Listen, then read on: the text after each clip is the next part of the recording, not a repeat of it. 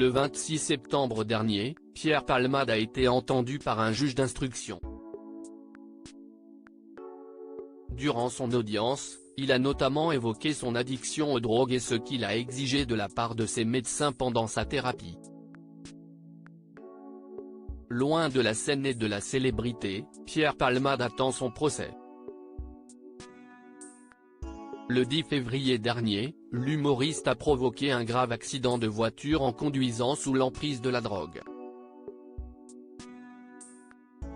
En entrant en collision avec un autre véhicule arrivant en face de lui sur une département en Seine-et-Marne, le comédien de 55 ans a fait 3 victimes dont un enfant de 6 ans et une femme enceinte de 6 mois qui a perdu son bébé. Ce drame lui a valu une mise en examen et une obligation de soigner son addiction. Alors que l'affaire est loin d'être bouclée, l'ancien meilleur ami de Muriel Robin a été entendu par un juge d'instruction, le 26 septembre dernier.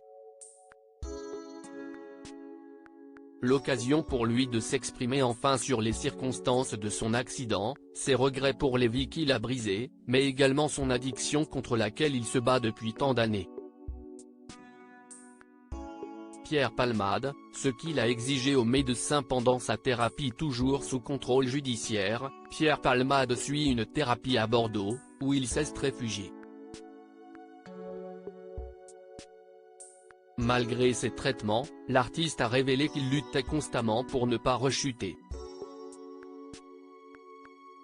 Je me rends compte que, la thérapie, est nécessaire parce que j'étais tombé très profond dans la drogue, dans la toxicomanie lourde, a-t-il confié au juge, comme l'a dévoilé Le Parisien.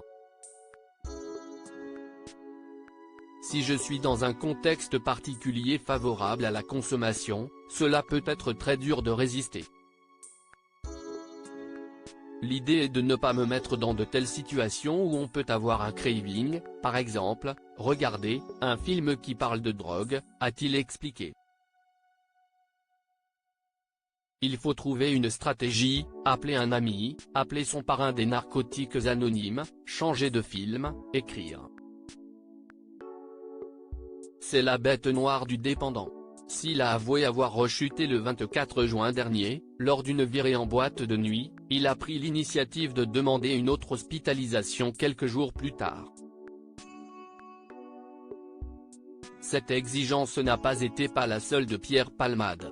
Comme le rapporte Le Parisien, l'humoriste, qui suivait des thérapies individuelles en raison de sa notoriété, a voulu en finir avec son isolement pour enfin s'en sortir.